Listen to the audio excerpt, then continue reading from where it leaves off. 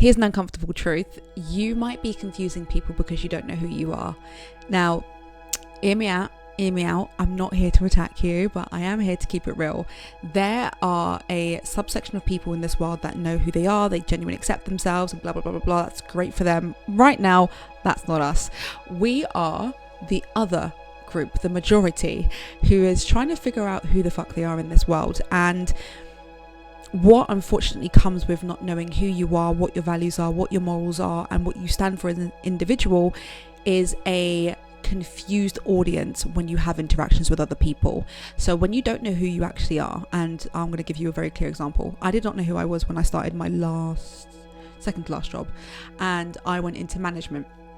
I was managing a team of about 8 to 9 people.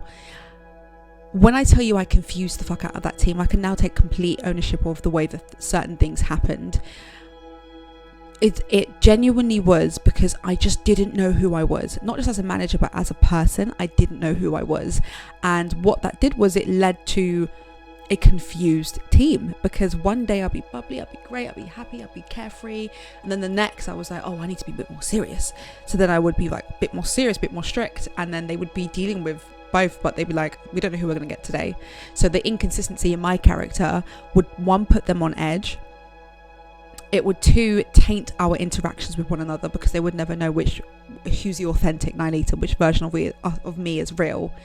And then also, three, it would just basically it disrupted the team's energy, because one person might get one version of me, but someone else might get a completely different version of me, and then someone else might get the third version of me. And that wasn't because I didn't like one person, so that person got a strict version of me, or I love this person, so that person got the bubbly version of me. It's more because I felt like I had to chop and change, shift and adapt, shape shift as I call it, my personality, my character, my being, depending on the person that I was with, because I wanted that person to like me.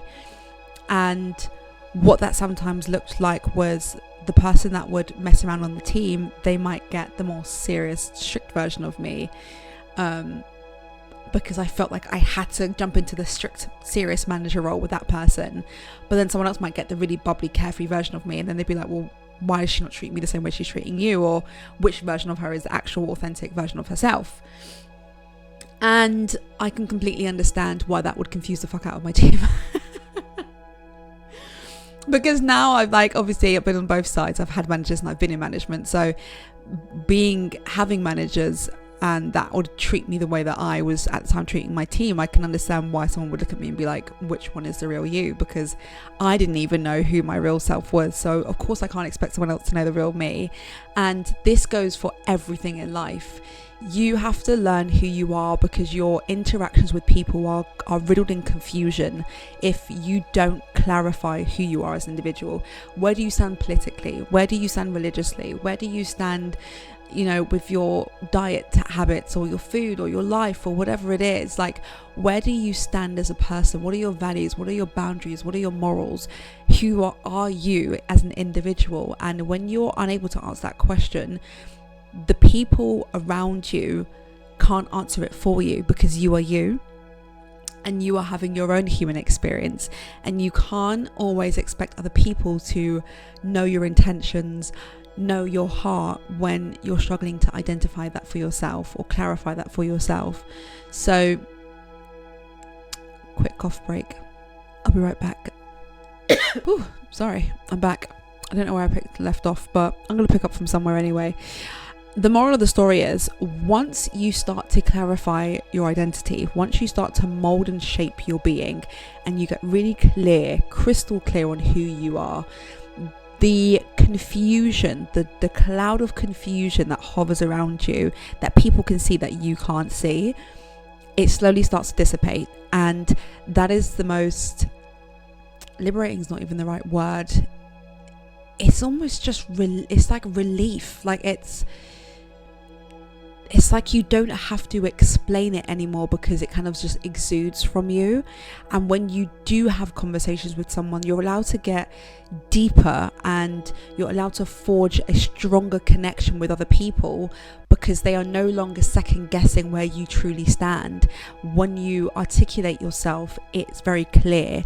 And when you share your opinion, it's very clear. And when you, even your non-verbal cues just become really crystal clear. Like, is she happy? Yes, she is. Is she not happy? No, she's not. Like, it's just very, very crystal clear. Because I was actually listening to Vanessa Van Edwards, I think that's her full name. And if you don't know who that is, please look her up. She's freaking amazing.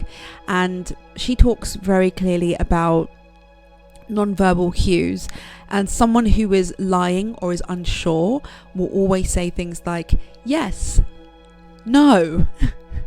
And their non-verbal cues are like, they mean what they're saying, but no, sorry, they mean what they're doing and not what they're saying. So just small things like that. I didn't realize personally that if I really truly meant something, I would show it with my non-verbal cues, but my verbal cue would say what I thought the other person wanted me to say, as opposed to what I genuinely thought. And once you become stronger in your belief as an individual, once you get more comfortable with who you are, so many things start to change in your life. And I think the biggest thing that changed for me, that I really hope changes for you as well, is that you care a little bit less if someone likes you, if someone values what you value, if someone looks down on you, if someone disagrees with you. Like, you just slowly but surely start to become okay with people not being on the same page as you. And for me, I struggled with that for so long, and I still do, don't get me wrong. Like, there's still times where I'm like, why don't you agree with what I'm saying? And it's not because I want that person to think I'm right, it's because I don't want to be wrong. I hope that made sense, because it did up here. Yeah, it's not like an ego thing. It's not like do what I want, or do what I'm doing, or say what I'm saying. It's just like, I don't want to feel like I'm in the wrong. I don't want to feel like I'm not in the group, in the know. And bit by bit, like, as I've started to get more comfortable with myself, as I've started to learn to love myself and respect myself more, I just genuinely have started to care. It feels weird saying this out loud, because there was a moment in my time in my life where I never thought I would actually comfortably say this.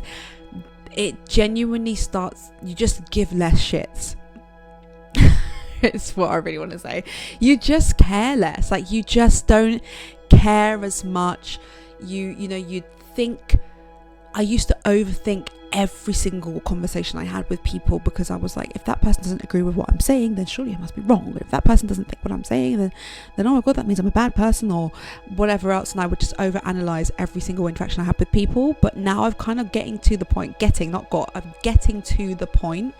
where if you don't agree with me, I'm able to quickly rationalize in my mind that it doesn't mean that I'm wrong. It doesn't mean that you're right. It doesn't mean that you're wrong. It doesn't mean that I'm right or I'm wrong. It just means that we have a difference in opinion. And I'm comfortable with that. Slight tangent, but it's definitely correlated. It makes sense, I promise. It's a full circle. When you start to just become more sure of who you are, you care less. Your interactions are not riddled with confusion anymore. They're so much more clearer. They're so much more direct. There's a lot of understanding, a lot of respect that starts to become that gets gained as well. And also, it's just like a less of a burden on you. You just genuinely start to feel a bit lighter, because it's very heavy when you have to wear different hats around loads of people. Like, those people that have friend groups, right? They have multiple different friend groups. I think most people do. You've got your work friends, you've got your dance friends, you've got your singing friends, you've got your Pilates friends, you've got this friend group, and everyone has like pockets of friend groups. When you're unsure of who you are, you will adapt and change your way of being around each individual friendship group. I think that's quite normal, but to a degree. Like, if I put all of my friendship groups right now, I mean, I don't have many friendship groups, she's a loner. If I put my friendship groups that I do have together, I'm still going to be my weird, vibrant, funny self around them. But on the flip side of that, because I'm a little bit introverted, just a little bit, if I put all my friends in a room and I said, guys, we're just going to read a book and no one's going to talk to each other, I genuinely feel like everyone would just be like, cool. They would just respect it. They would understand. There's no judgment. There's no shame. There's no, oh my God, I think this person might be thinking, what the fuck is happening later? What's wrong with her? Is she okay? Like, it's because I'm just me.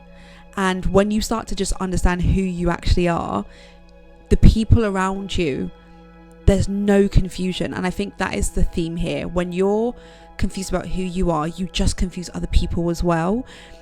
Get clear on who you are. Get clear on the person that you want to be as well, and start to make steps towards that person. But right now, in this present moment in time, you are where you are, and you're with the body and the person that you are with right now. Get to know her. Get to know him. Start pouring into this person, because it just eradicates confusion for other people, and it just sheds clarity on the situation. I feel like I rambled in that one, and I really, really, really, really hope that made sense for you guys as much as it did for me in my head. In my head. I don't know if I articulated it very well, but anyway, I think I did. High five. Anyway, I'll see you guys in the next video. Loves ya. Besitos.